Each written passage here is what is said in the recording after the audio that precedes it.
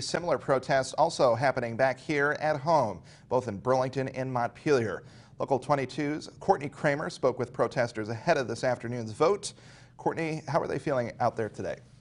Spencer, after weeks of rallies, more than 150 people in Montpelier were back out today showing their opposition against Judge Kavanaugh. And although the vote didn't go how they hoped, they tell me their efforts weren't for nothing. No means no.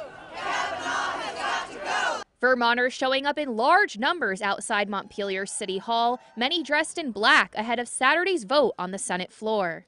This was really our final chance to tell our senators that we do not approve of this individual's appointment to the Supreme Court. Making their voices heard, marching through downtown and onto the State House lawn. I am sad, I'm angry, and I'm very sorry.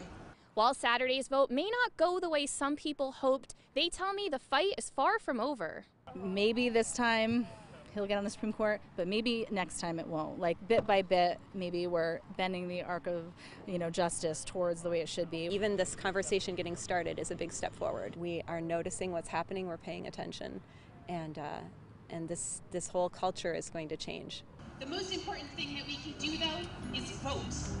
Vote like our lives depend on it, because they do. Vote like our democracy depends on it, because it does. Montpelier City Council President Ashley Hill knows the importance of voting after losing her bid for a state Senate seat in 2016 by one vote. It literally came down to one vote. And so when people say, well, voting doesn't really matter, it absolutely matters. I mean, Kavanaugh today will likely be confirmed by 1 or 2 votes, and those senators can win by 1 or 2 votes in their districts. And it's critical that we get out and we exercise the sacred right of voting that we all have here in Vermont. And unique from other rallies, organizers engaged Saturday's protesters, splitting them into groups by county and encouraging people to vote in their communities.